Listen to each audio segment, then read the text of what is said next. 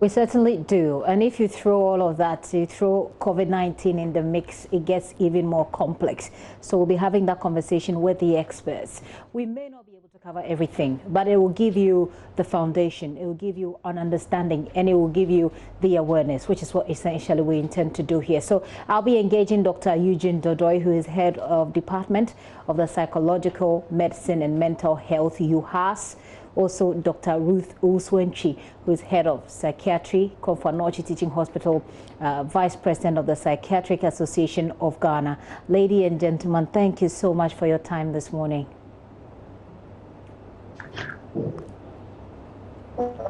Thank you, and good morning. Thank you. Good morning. Right. So it's good to have you, and I mean, we're well balanced in terms of gender. And I'm saying this because I want to bring an aspect I want to bring an aspect of family in this particular discussion. First off, I want to start with you, Dr. Dodoi. I want to ask you, when we say mental health, typically, basically, what are we looking at? Yeah, when I talk about mental health, I mean, it's basically the essence of our being.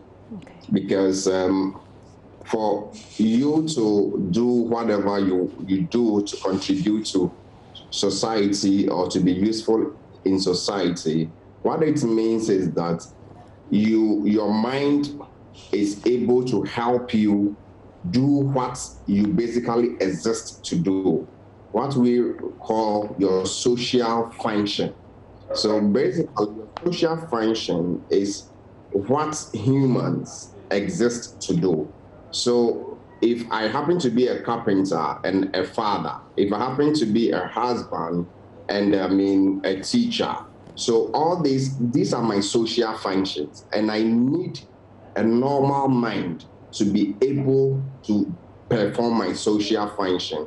So essentially, we talk about mental health as you being able to recognize your potentials and achieve your potentials, live peacefully in society, contribute to society, and more importantly, recognize what are your limitations and what you have, what you can harness in your environment within yourself to overcome these challenges that you may, meaning that all of us are going to experience some stresses in life.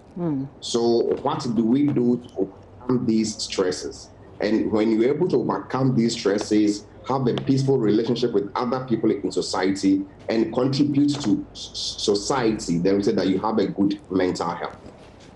So if you're able to contribute to society, we can say that you have a good mental health. A lot of people have said that we don't pay attention to mental health. And I heard that statement yesterday, just in the morning.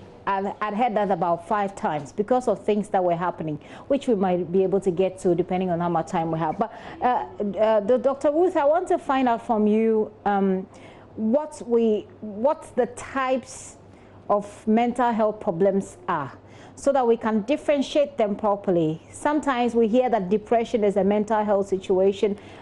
What are the types, if you can take us through it? Yes, thank you very much. Whenever we hear the word mental health, I am sure many of us get view or roaming the streets, half naked or in tattered clothes, looking unkempt, sometimes carrying a baggage of rubbish behind them and all that. But the truth is that that kind of picture forms only a minority of the wide range of mental conditions that there are in the world. Mental conditions or mental disorders are classified into many groups, but the very common ones are what we call the psychosis. For instance, the psychosis is the type in which we will see roaming the streets, they are unkempt and all that. They form really the minority. Many of the people who suffer from mental disorders are with us in our offices. They are our doctors, they are nurses, they are our bank managers are bank tellers. They are the drivers that drive us to Accra, Kumasi, in public transport. They are all over, and so there are several forms, and I've said that the psychosis, the group called the psychosis, is what we usually see. But there are others we call the mood disorders, where you would get depression, you get bipolar disorder, you will get cyclothymia. We have another group we call the anxiety disorders, where we have the obsessive compulsive disorder, post-traumatic stress disorder, the various phobia. People have fear of flying. They can never use the aircraft to travel to anywhere. They will not survive in the air, in any aeroplane. And so they have an extreme and unusual fear of flying. People have fear of heights. They can hardly go beyond a second floor. These are phobias. We have people go through very traumatic situations and they are not handled well, and they live with post-traumatic stress disorder. These fall under the group we call the anxiety. There are another group we call the substance misuse disorders, where people are dependent on several substances of abuse. It includes alcohol, marijuana, tramadol, and several other substances. It's amazing that people are now abusing all sorts of things, glue, turpentine, and the latest I heard is use sanitary pads. That makes it an illness. That shows that the person is not in their right frame of mind. There are another group of mental disorders we call the personality disorders. One very common one is one we call borderline personality disorder, when people are, for want of a better word, attention seeking. They commit repeated self-harm. So you see these people repeatedly at the ER or at the emergency having harmed themselves just to seek attention, in inverted quotes. Some we call antisocial personality disorder. These are people who will commit repeated crimes and repeated atrocities despite punishment, going to prison and back and all that. There are other childhood and adolescent psychiatric conditions as well. Attention deficits, hyperactive disorder, when children cannot sit at one place, they are jumping all over, and complaints are coming from schools, from neighbors, and all over. There is learning disability. So I can go on and on and on.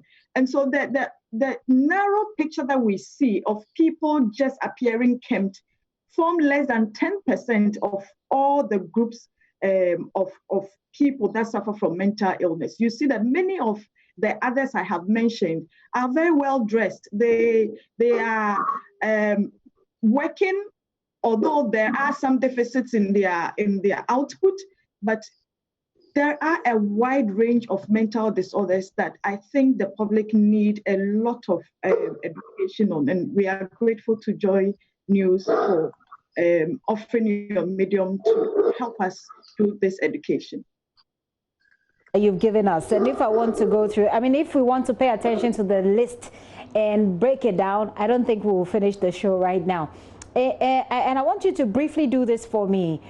What are the cases that are most prevalent in Ghana among the majority of people? Of course, psychosis, you have said, is just a minority of the people. But in terms of the list that you've given us, give us the most common and one that affects the majority of people briefly, so that I can go to Dr. Dodoy with others. Yes, so in fact, the ones I went through are what are the common ones we have in the country. But specifically conditions like depression is one of the common conditions we see in the country. Anxiety disorders, and if I'm to take the common 5 disorders, mental disorders, I'll take anxiety disorders, I'll take depression, I'll take schizophrenia, I'll take bipolar disorder, and then substance misuse disorder. These 5 will be what we commonly see in the country. Okay, interesting. Dr. Dodoy, let me bring you in here. What are the early signs if there are, for you to know that I live with this person and he's starting to do this and that. That's something that he doesn't usually do. How do I know that this person is generating some level of mental disorder?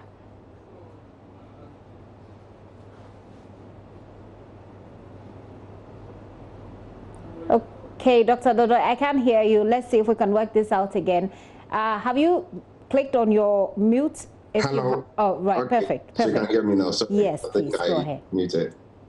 Yeah, sorry about that. I think this is a very important question in the sense that, I mean, we tend to miss these subtle signs and symptoms of mental illness, and that is why we tend to see them in quite a late stage. So the important thing we need to all understand is that mental illness is not the preserve of some particular group of people. It's been shown that it affects all spectra of life. Every person can get a mental illness, and it does not depend on your socio-economic status.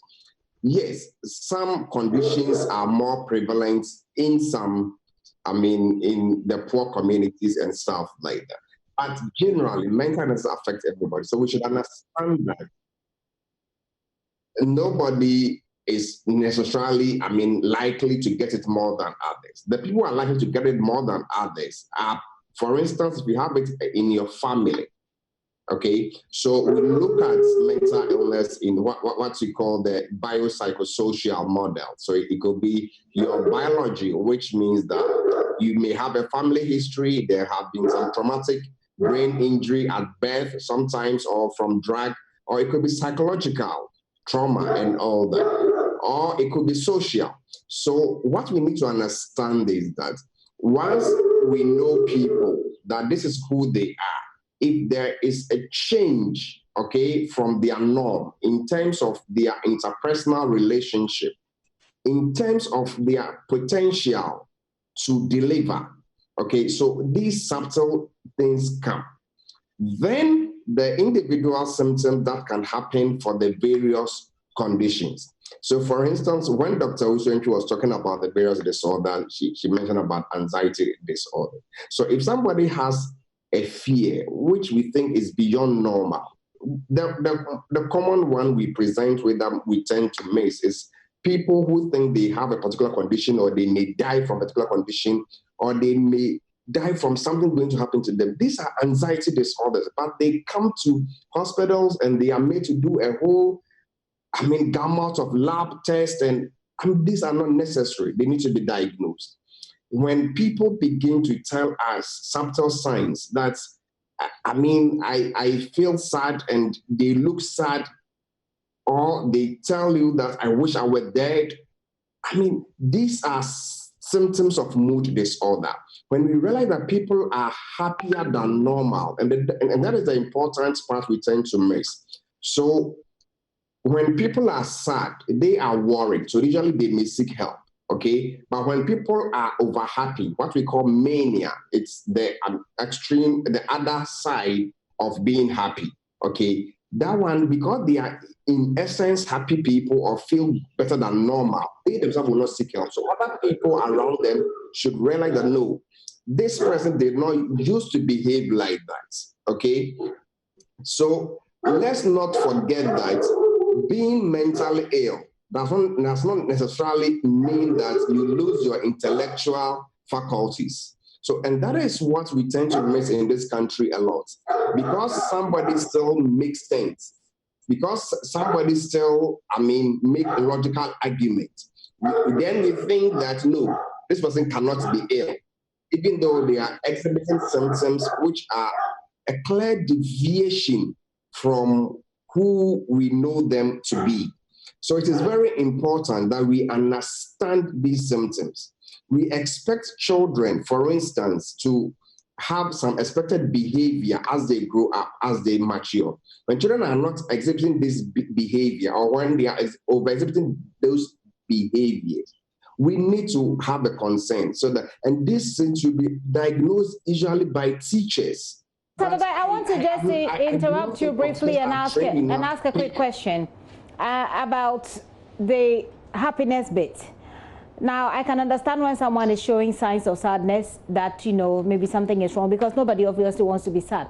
But when someone is happy, is that a mental disorder? Yeah, so that is what we, I mean, I will maybe later and say over happy, okay? So this is okay, so sorry, but how does over happiness manifest itself? Yes, so let me explain that briefly. That they have such an elevated mood, okay, which is I mean higher than their normal, and this mood is sustained, okay, over a period at least 4 days. Okay, so we say that they are happier than normal most time of the day, most days of the week. So if this goes on for at least 4 days, then we definitely have a problem. Okay, so the challenge we have is that, in fact, when people have this over happy mood, they may have increased sexual, they may have an increased libido, sexual tendencies. They may have increased goal-directed activity. So they may be doing something which may be useful. Okay, that still does not mean that they are not sick. For instance, they can wake up early in the morning and clean the whole house, and they will be singing.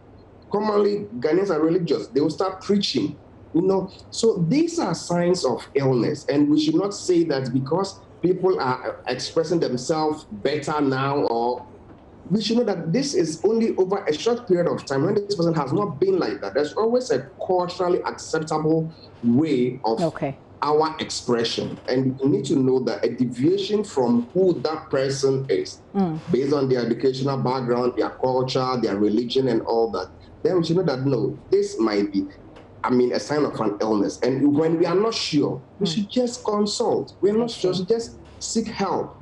There's no harm in seeking help, because any of us can fall ill, and nobody calls for an illness. Nobody invites that I want to be ill. Nobody wants to be hypertensive. Nobody want to have a bipolar. Yeah. So we should really appreciate it when somebody has a deviation from their norm and seek help for it. There's no shame in doing that.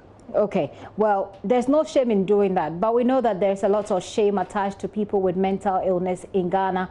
And so I want you to address, we have just 10 minutes to wrap this up. I want to talk about mental health in Ghana. Like I said yesterday, I had a lot of people say that we don't pay attention to that in Ghana. I want to get your perspective. We've come through stages where we now have a mental health bill. So you would have said that we have moved on from somewhere, and I'm bringing you in, Dr. Owusu-Antwi, so that I get your perspective on this.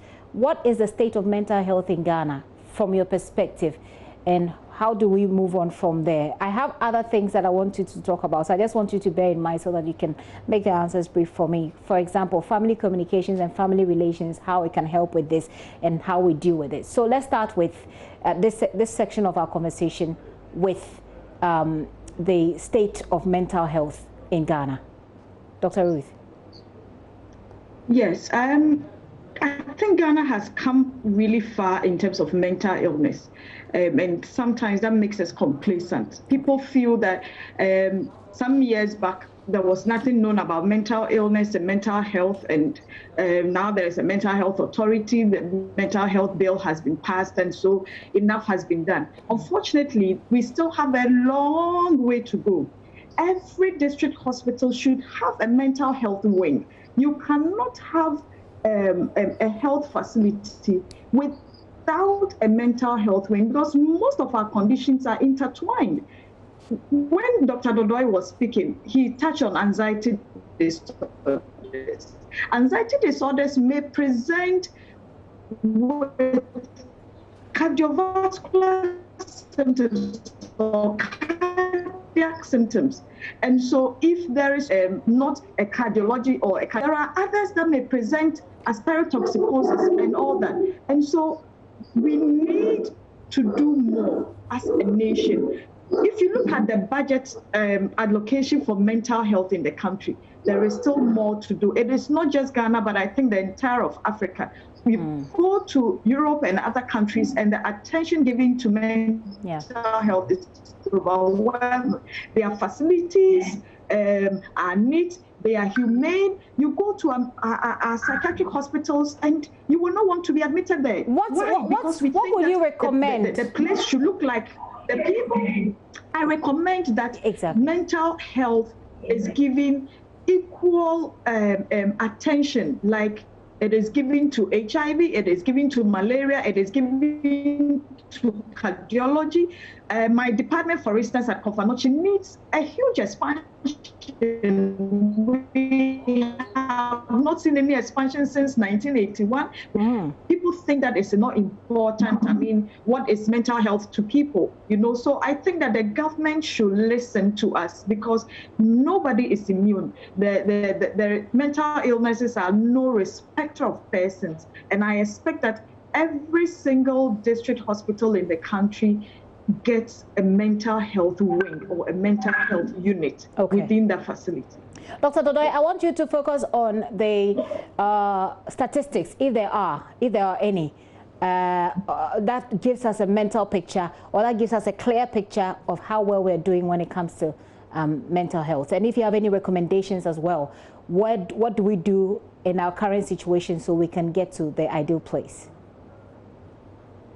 Yeah, thank you. I mean, in fact, about 5 years ago, about the mental health gap, mental health treatment gap, that is the number of people who need, help, who don't get help, okay, we're up to about 95% of those who are ill. So if even, as Ruth said, we are doing better now, we've improved a lot, okay, but we are far away from ideal, okay. When we are supposed to get about one psychiatrist to about 80 to 100,000 of a population, in Ghana we are doing one psychiatrist to about 1 to 1.5 million population. So we are terribly low, okay? So we do not have the human resources, we do not have the physical facilities. And the worst of all,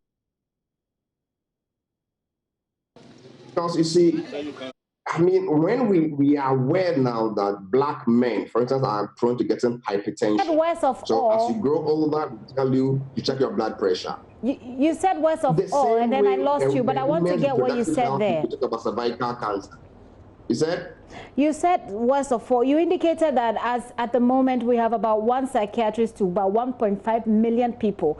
And then you said worst of all, and you've said something which I missed. Can you repeat that?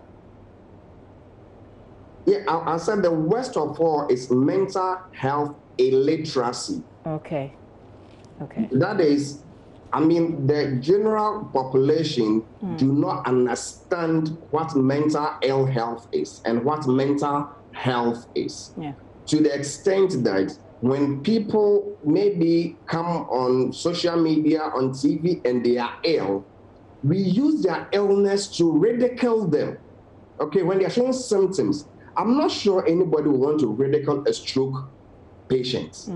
Okay, but because we understand that stroke is an illness, it's not their fault. So why on earth will you ridicule somebody, will you make fun of somebody because they have a mental illness? As if they called it upon themselves. So we need so much education of our populace on what mental health is and what mental ill health is and what to do to, identify the problem and when to seek help and where to seek help. So what do you recommend? Resources. But the more important thing I think we need to do now is if we can get mental health as part of national health insurance. As at now, when people are mentally ill, they have to pay money to access mental health care, even though, they may be insured. And the sad thing is that we have passed the law in the Mental Health Act that says that mental health is free. So when it is free, it doesn't mean nobody picks up the bill. Government picks up the bill, and this, bill is not being picked up. So to get the services, to get the essential service, which mental health is, you need to pay out of pocket. And this is not good enough. Okay. So as a country, we should begin to look at mental health as part of our primary health care and get it under national health insurance. Okay. I want to bring to your attention two stories that caught my attention yesterday throughout the discussion. Dr. Dodoi, just to clarify, did you say that even though the mental health law says mental health attention is free, it is not free at the moment? You need to pay for it. Is that clear? Is that correct? Yeah, so I work at a teaching hospital, that is whole teaching hospital. Dr. Owusu-Antwi works in Kofanachi.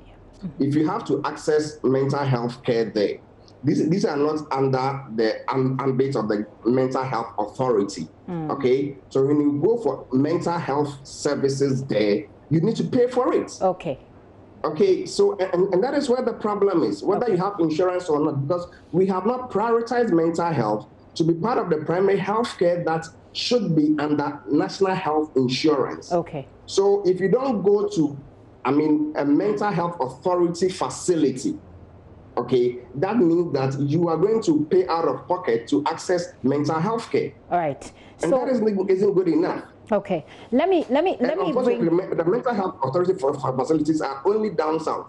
Okay. 2 in Greater Accra, 1 in Central Region. And that is it for the whole country. Okay. So what are we talking about? Okay, my two final... access mental health care in only three facilities in the country, which are all down south. Yeah. My two parts of the conversation that we wrap up is how can family communication, I want us to focus on what we can do to improve our mental health care. You've spoken about the NHIS, Dr. Ruth has also spoken about the expansion, for example, that's needed facility-wise, etc. I want us to focus on how we can do it. I remember back in 2014 or so, I did a report about how families can actually support and how it actually, the support for mental health care starts from the home. And I'm sure you can give us some more on that. I want you to take a look, listen to this gentleman. He has been jailed. He has been jailed for beating up his child, his 3-year-old child with barbed wire, with some wire, I think, and there were deep cuts on the boy's skin. Yesterday, he spoke to us. I want you to listen, and when we come back, we'll talk about it. An exclusive interview with Love News, the convict, amidst tears, apologized and revealed he was mentally tormented for 13 years of his life. I told this lady about what I'm going through. I regret for my actions. I hear so many voices, and then I've been through so much pain for 13 good years. So when it reflects or occurs to me, I become disturbed, distracted. He says he's been hearing voices urging him to end it all. It occurs to me that it is over. You know, stop going, stop hating. Stop hating. End it. End your life. I sometimes become so frustrated. I don't know what works me. I listened to him and I was speechless. I want to take your thoughts on this, but also there's been news about Archbishop Duncan Williams' son, who has been in the news with his social media outbursts, etc. Some videos, obscene videos as well, that he put out there. The Archbishop himself and the church has issued a statement. In that statement, they asked that people should pray for him. He says that his son is ill and he gets, hyper like this when he doesn't get on his drugs. I'll quickly take a look at a part of that statement where he asks that, he says, Daniel has undergone the very best medical interventions, treatment and hospitalizations, yet he experiences relapses when he does not continue on his prescribed medication.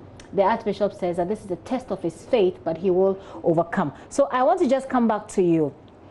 And I don't know if you want to look at it from the perspective of religion and mental health, or if you want to look at it from the perspective of family and mental health. Your perspective on this, as I've put it. Let me start with you, Dr. Owusu-Antwi. Right.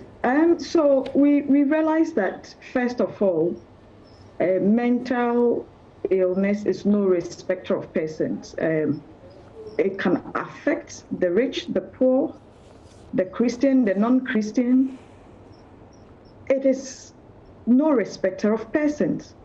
Now, I am glad that the Archbishop, for instance, has identified and accepted that the son is not well. And that does not mean that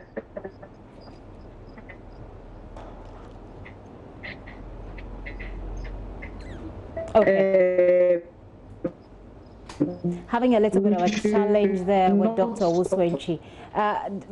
Doc, let's see if I can go to Dr. Dodoy and come to you quickly. Dr. Dodoy, make this your final thoughts for me, your own perspective to these stories. I am sure that they are seeking the right kind of help. In his statement, he issued, he said that he has sought help, and then whenever he stops his medications, he relapses. It means that... Okay. Yeah, a little bit of confusion here. Let's try and sort that out as we wrap up the conversation. Dr. Dodo, go ahead. Yeah, Gifty, I think, like Ruth was saying, okay, it is very good that the man of God accept and admit that, yes, this is an illness. I attend ICGC. My pastor is, a prophet